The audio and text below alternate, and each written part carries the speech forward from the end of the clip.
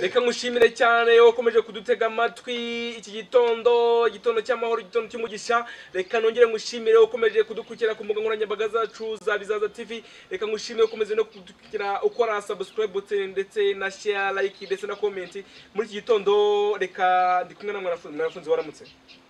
Nibyo naramutse neza nkuko bibona hahiye koko mwanafunzi mu minsi yashize twaherukana turi kugeza match yari hagati y'abakinyi ba filime ndetse n'abogeza filime nyarwanda. Njewe ni Axel n'ubundi ngaba ninje muri studio ngaba ngusanze muri ko kugira ngo gahunda zize kugenza neza, kugira ngo dushime Imana, kugira ngo ibikorwa byacu bize kugenda neza no kugira ngo twakiragiza Imana, kugira ngo ibiganiro ujemo ndetse nanjye match ndibuze kugeza mu kanya kugira ngo ize kugenda neza. Reka twiragize Imana kugize ngo sibire mwanafunzi siko kubyumva kugira ngo dushime Imana ra.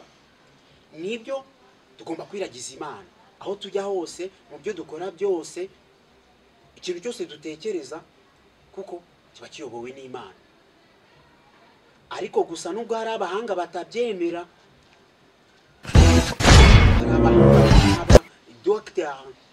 Sengubusi, ako mu by'ukuri nabo iyo babaga bagiye mu bikorwa byabo bavugaga ngo Allah, bisobanura ngo Mana. Mu by'ukuri ushobora kuvuga ijambo rimwe ariko ukabusenze. Niba uzanye Imana mu bikorwa byawe,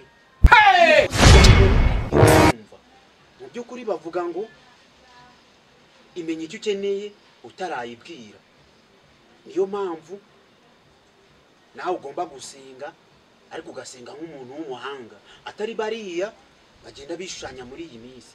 Senga ariko nanjye ndibuze gusengera uko ndibwitware. Urakoze cyane cyacabaza mwana funze rero urakoze cyane. Reka turebe ukuntu batera iri sengesho rigire kuri Imana Data, Imana yo mu ijuru. Reka dutangire twiragiza Imana. Twongeye kugushimira Nyagasani Uwiteka Imana. Reka ducacabaza turebe ukuntu tubigenza tukuragize. Reka Nyagasani mwami tugushime iki gitondo cy'amahoro, maze tuze kuza turekura, tuza kwirekura, tuze kureba ukuntu ibikorwa byacu biza kuzengera neza. Nyagasani mwami turagushimye kugira ngo uraho ngaho uri mu ijuru, uze kureba ukuntu ndibuze kumfasha, urakaza kumfasha kogeza igitego. Nyagasani mwami imbaraga zawe turazihamagaye uze kudufata ducaca budutwanyaguze, maze igitego nikijyamo wene nkavuga ngo gol.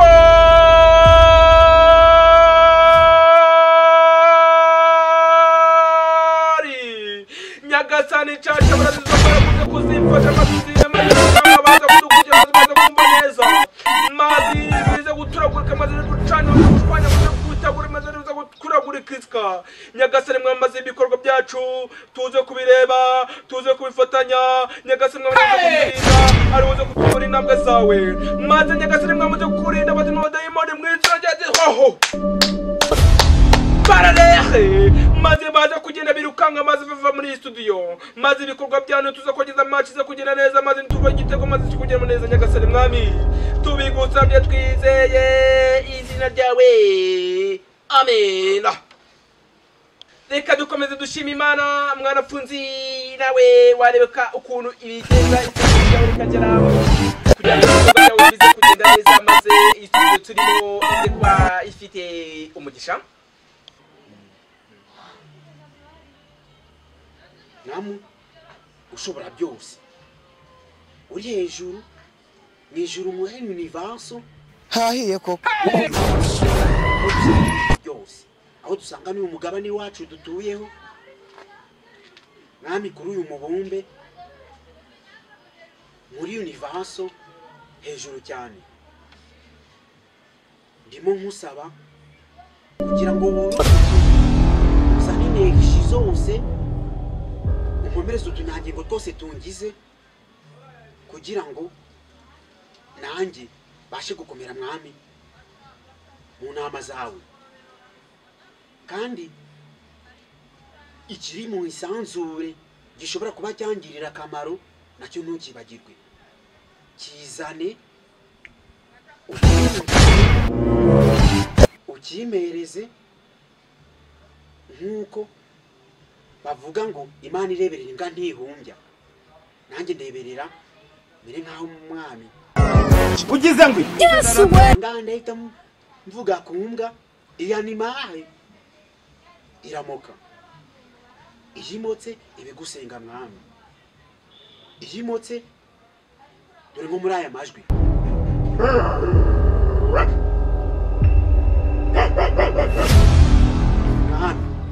hahiye koko ari wowe ukizi urakizana ukayigihereza mu gitondo Sekibi iyo ishatse kutwataka wowe urayirwanya aba ba Sekibi ni abahanga cyane ngo ni abadayimoni babiyo mu kuzimu ikuzimu ni hehe ni hariya cyane abantu benshi bakunda kwita ngo niyo bakura amafaranga urabiza amafaranga bayita nk'amabyi ya shitani kandi amafaranga turayakeneye mwami ariko ntabwo dukeneye shitani duhaye mabyi hahiye koko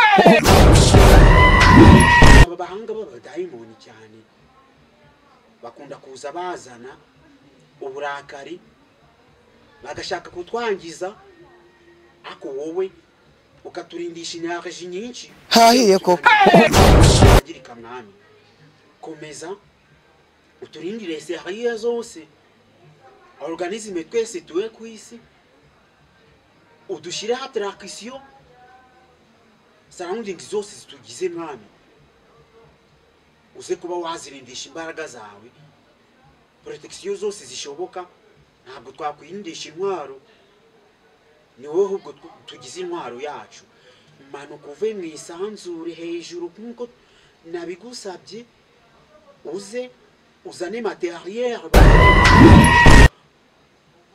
bakwirakwiza aho turi hose ibiganiro byose turi bukore uze kuba wadufasha neza kubyumvisha ababyumva neza ibyo mwami wabyumvise neza ntabwo navuga byinshi urabizi cyane niyo tutahasenga wakituzanira nibyo wabyumvise neza urakoze hahiye koko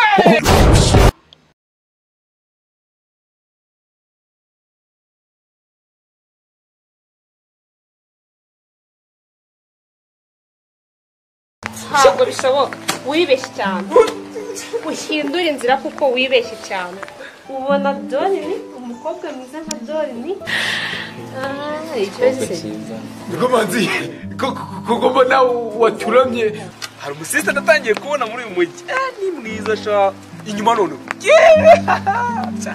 macha kana ubu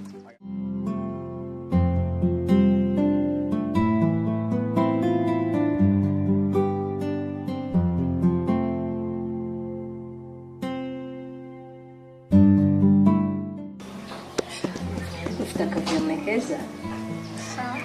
Nkunda yellow. Aha, ariko nawe yiga yellow. Ndende kurura move cyangwa pink. Ndebye ngiye. Ndabona umumamagaye. Oui. Manzi, umeze tese? Ngo waje. Kuna kuboneza. Aha, umva, shayine ni karibu hararafunguye. Bite winjira, sibyo? Sawa. Yesu. Wani manzi. Umva kwariye kabisa. Uva. Turi mu nyungu koko.